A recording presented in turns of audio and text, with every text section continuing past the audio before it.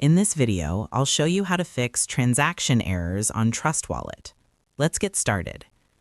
Before fixing the issue, it's important to know the common reasons for transaction errors.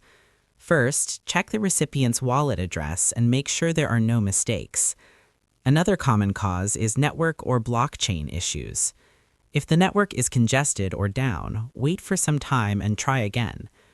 Also, make sure your wallet has sufficient funds, including network fees. If the issue continues, open Trust Wallet and tap on your main wallet. Rename the wallet and check if the transaction works, as this can fix temporary bugs.